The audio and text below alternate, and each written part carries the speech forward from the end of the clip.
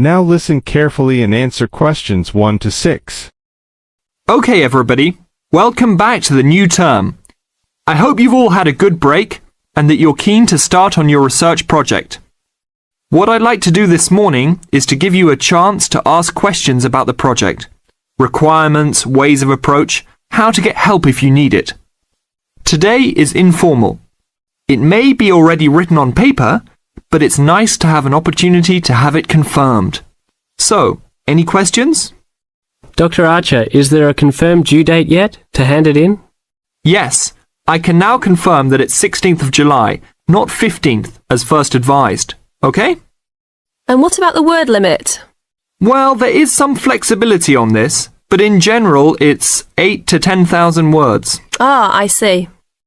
And you can choose your topic, anything from years 2 and 3. Yes? I still can't work out what I want to do it on.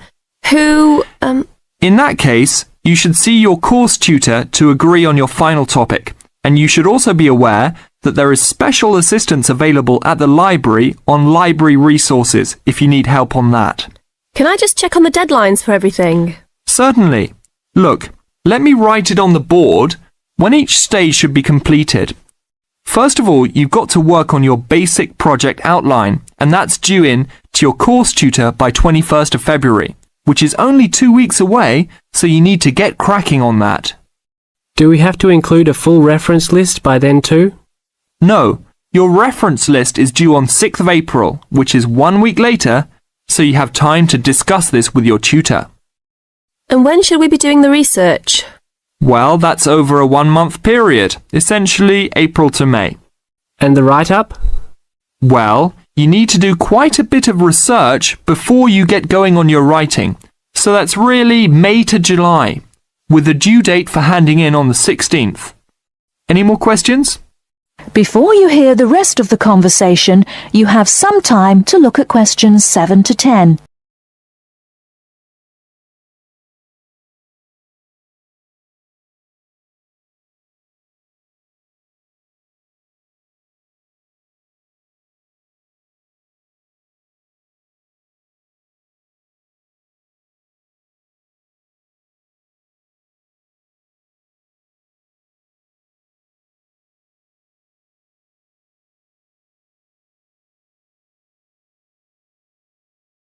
Now listen and answer questions 7 to 10. Well, sir, just some advice really. It's about the research approach. Would you advise us to use some case studies? Well, Larry, I know these can be difficult to arrange sometimes, but I really feel they are of great benefit in this subject. You can always talk to your tutor if you're having difficulty. Yes? I've looked over some previous research projects that are in the library. Is that a good idea, sir? I heard. Okay.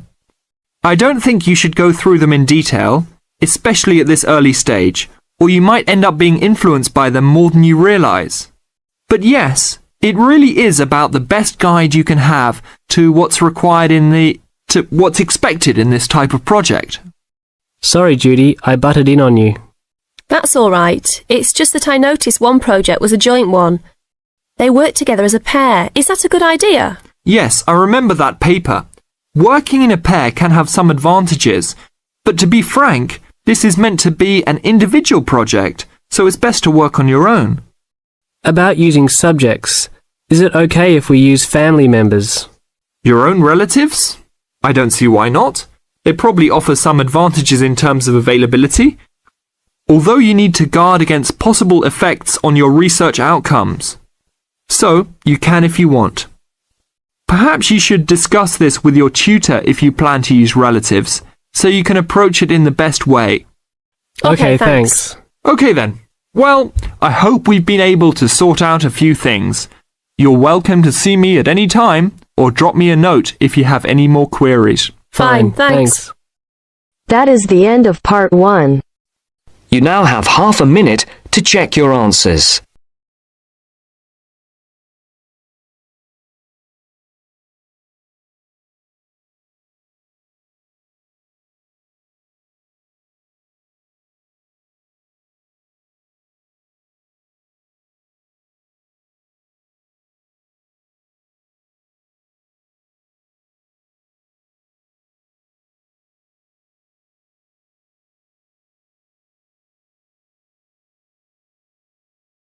Now turns to Part 2. Part 2. You will hear a committee member giving a talk to a nature club about coming events. First, you have some time to look at questions 11 to 15.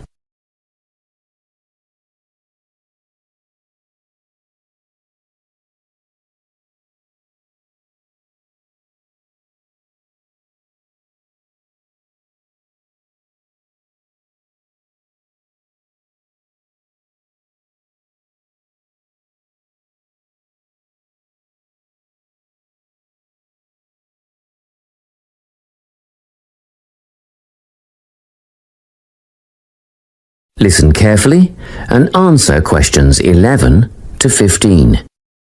Hi everyone, it's good to see such a big turnout at our Nature Club session for June. Just before we start this evening's workshop, I'd like to draw your attention to what we have in store for you in the second half of the year. First of all, the guided bushwalk. This is always a favourite. Starting out on the Springvale Plateau and continuing down into a section of the State Conservation Area. Last year, we invited children aged 8 and over if they came with a parent, but the track has been washed out in a few places since then and it can be quite rough. So, this year we considered restricting it to adults only. However, on reconsideration, the committee has now decided to recommend it for all bushwalkers who are over the age of 12. Another very popular option is the bird observation walk. We'll be searching for both migratory and native birds as we walk through tidal marshlands and mangroves, and you can expect to get your feet uncomfortably wet and muddy if you don't wear rubber boots. These are a must. The leader will have a strong pair of binoculars, so we'll rely on her to name the species for us. And we've ordered some bird identification books that you may wish to purchase at a later date. From the bush to the swamp and now to the sand dunes. Our leader will help us identify plants native to the local area as well as some invasive weed species. We'll be asking for volunteers to help pull out the weeds where possible, so a pair of sturdy gardening gloves is essential. Spades and other tools will be provided. It could get very hot and you'll need water, plenty of it, but a local business owner is willing to provide bottled water free of charge. The next outing, Bush Tucker, is a new one. Have you ever wondered what life in this country would have been like 200 to 2,000 years ago? Well, come on this trip and you'll find out how the indigenous inhabitants used local plants as food and medicine. Because lunch is included in this trip, there will be a small charge per person. We had originally thought $7 would cover the basics, sausages and bread followed by tea and coffee, but then we thought a few different cuts of meat and salad would be nice, and that brought the price up to $12 a head.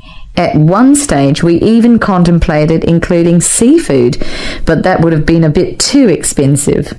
Around $15, so meat and salad it is. We expect this to be a popular event, so we'll need advance bookings to organise the catering. Please let us know your intentions by the 10th of November, and be aware that we'll require prepayment by the 15th of November. You can still change your mind and get a refund up to the 25th of November, but after that date, if you pull out, you'll forfeit the money paid.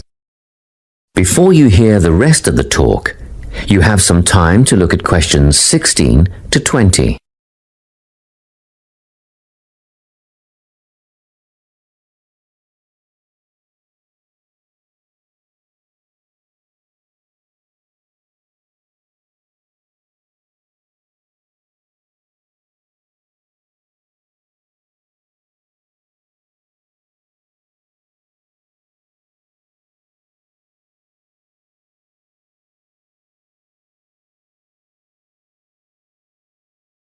Now listen and answer questions 16 to 20. Well now, if you can give me a few more minutes of your time, I'll fill in a few details for you. The The bushwalk, led by Glenn Ford, is first up in July, on the 2nd of the month. It'll start from Springvale as usual, but this year we'll be setting off in the morning at 9:15 and we'll get back at 1 in the afternoon. The birdwatching expedition is on the 10th of September at Camford, and the leader is the president of the Nature Club, our very own Joy Black. If you have any questions at all about bird life, Joy is the person to ask. This is a twilight outing from 4:30 to 6:30. Next up is the trip to the sand dunes on the 26th of November with Rex Rose. A bit of an early start, especially for those of you with a fair way to travel, but we'll meet at the observation hut at 8:30. That's the observation hut, 8:30 till 10:30. And even at that time of the morning, it'll be very hot, so come prepared. The last trip on the program is the Bush Tucker excursion on the 3rd of December with Ranger Jim Kerr. This will be at Carson Hills, and the presentation and demonstration will take place from 10 a.m. till 11:30, but be prepared to stay on for the barbecue and Bush Tucker lunch at 12 o'clock. I expect we'll wind up at 2, and you can head for home at that time. Well, that's all I have to tell you. A booklet will be mailed out to you later with those events, dates and times, but don't wait, put them on your calendar now. That is the end of part 2. You now have half a minute to check your answers.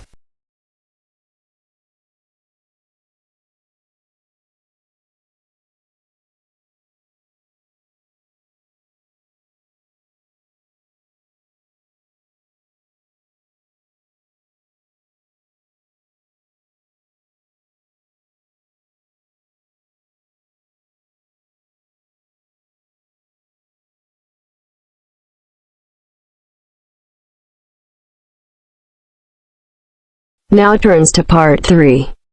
Part 3. You will hear a conversation between two students who will discuss a project they're working on together. You have 30 seconds to look at questions 21 to 27.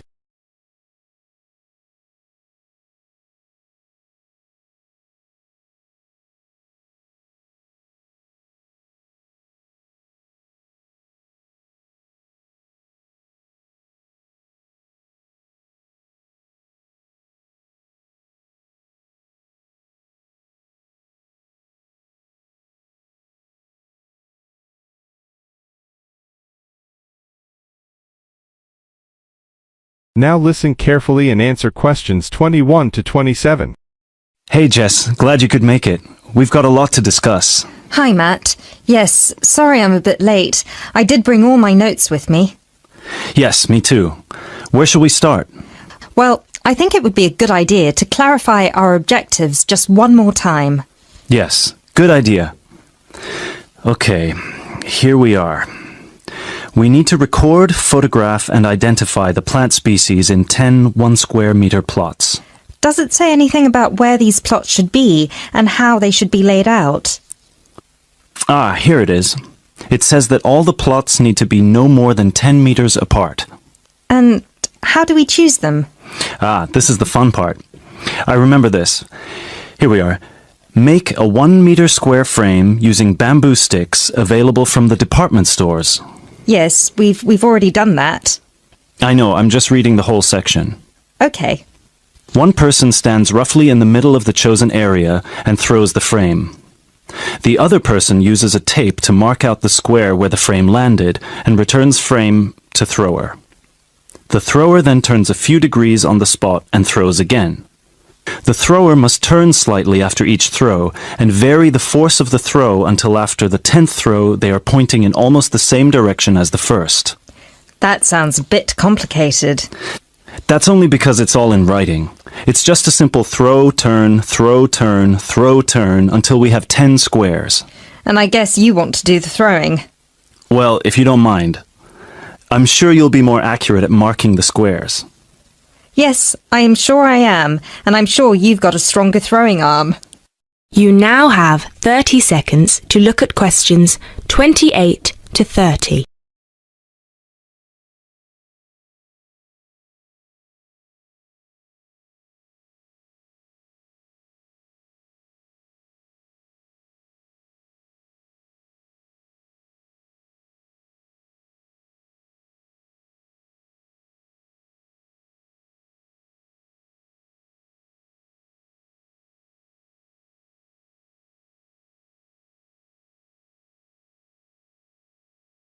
Now listen carefully and answer questions 28 to 30. Okay, good. We've got that sorted. Now we need to decide where to go. Yes, I've been thinking about that and I've brought the map. Ah, well done. I forgot mine. Now, I've identified 3 possible locations, but they've all got some disadvantages. Okay, fire away. Well, the area around this lowland marsh could be interesting. There'll be a lot of interesting water plants here. Looks good, but what's the problem? Mainly that it's already a designated nature reserve, and I think there's already been a lot of research done here. Ah, I see. Well, I'd rather do something that's new and can be useful. I agree. That's why I identified this area further west. See, here, behind the beach. Oh yes, I see. That area there, where it's flat, but quite high. Exactly. If you look a bit further inland, you'll see that there are hills which will protect that area from strong north winds. I see. Excellent. But what's the problem? Just that it may not be very interesting. We know that the geology there is not conducive to a wide variety of plants. I agree. So what's your last idea? Well, I think this one is a bit of a winner, although I did want to show you the other 2. Look up here on the north coast. Where? See this bay? Well, I know that there's been quite a lot of studies done here, but a bit further to the east, behind this headland. No one has ever looked at that. Well, I certainly couldn't see any studies. That is interesting. And the plant life could be a bit different because of the shelter from the wind the headland provides. Exactly. Brilliant, Jessica. That's a great idea. We'll go there. Thanks. Now all we have to decide is when is a good time. That is the end of part 3. You now have half a minute to check your answers.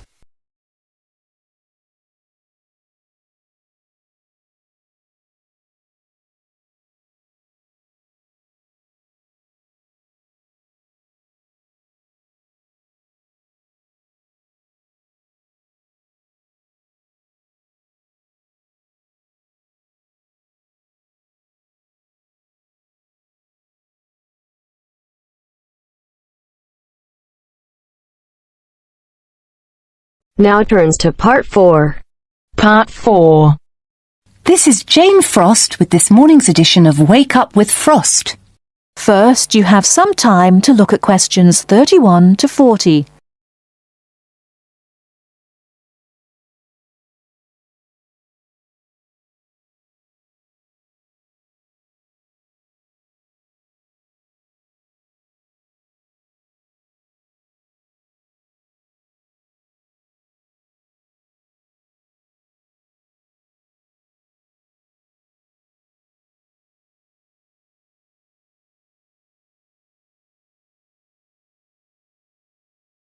Now listen carefully and answer questions 31 to 40. Good morning. This is Jane Frost with this morning's edition of Wake Up with Frost. As you all know, for the last week we've been running a survey trying to find out what you, the listeners, think is the greatest invention of the last 200 years. The response has been amazing, double the amount we had last year, so thanks to all of you for taking part. We've had about 2,000 responses online and about the same on our phone lines. The lines are now closed, and this morning I can announce what the results were. So, here it is. You, the listeners, have chosen as the greatest technological invention of the past 200 years, and let me not forget to mention that 65% of you voted for this, it's the bicycle. Yes, the bicycle, first invented in 1818, and, would you believe it, the first bicycle was made of wood. The second bicycle had iron wheels. I cannot imagine what that must have been like to ride. It would have kept you fit at any rate. But for me, the best thing about the bicycle was what it did for women's rights. Yes, in the 1890s, it was the bicycle that meant women could change their clothing, start wearing trousers or pantaloons as they were known. Before then, women's clothes had been really uncomfortable, and I'd imagine quite difficult to breathe in. So, thanks to the ordinary bicycle, it was not only the man who wore the trousers in a home. Instead, women could now feel far more equal to their male contemporaries. And I'm sure you'll agree, the bicycle is a great way to get regular exercise, and of course, it's much better for the environment. And today, over 1 billion people all over the world ride bicycles, and for some, it's their only means of getting around from A to B. So, to all you bicycle riders out there, keep up the good work. Coming in a close second with 42% is the computer. I found out something interesting about the computer, which is that really, this word first meant someone who did mathematical calculations. Of course, today, with the development of the personal computer, computers are being used for everything from home use to business and even digital photography. I don't know about you, but I can't imagine life without a computer now. I guess closely related to the computer is the internet, and this got 12% of your votes. Maybe, like myself, many of you might think of the internet as being the World Wide Web, but actually the web is only one part of the internet. The internet began as part of the United States military network, but it later began to be used by businesses and academic institutions. Of course, today, the internet has so many uses. We use it for shopping online and entertainment, as well as to find information and send emails. But sadly, there is a darker side to the internet, and some of you have sent me emails about this. Finally, with 5% of your votes, is the radio. We think the radio was invented by Marconi in 1896, and he opened his first radio or wireless factory in the United Kingdom in 1898. In 1906, a man called Reginald Fessenden gave the first radio broadcast from Massachusetts. Ships could hear him at sea, and apparently he played the violin. As yet, listeners, I've spared you from having to listen to my guitar playing. But certainly radio is still important. Let's not forget that it was by radio that the Titanic sent signals to other ships. And with the popularity of TV today, I was secretly pleased so many of you had still placed importance on the radio. So, there you have it, the results of our survey. I think there are still important inventions that were not chosen but deserve a mention. Nuclear power and, of course, communications satellite, something which I am certain will continue to change the face of how we communicate with each other over both long and short distances. In fact, for me, the mobile phone is one of the greatest inventions of the last 200 years, if I think back to my first phone and then I look at what is happening now. Children born today will probably be more likely to have their first experience of the internet on a mobile phone screen rather than a computer monitor. Some of the new mobiles that are now being sold make it just as easy and as quick to find information on the web as on a computer. And let's not forget that mobiles now have digital cameras, word processing facilities, so you can type all your documents, and even personal organisers. I think it's quite possible that the mobile may even replace computers one day. That is the end of part 4. You now have half a minute to check your answers.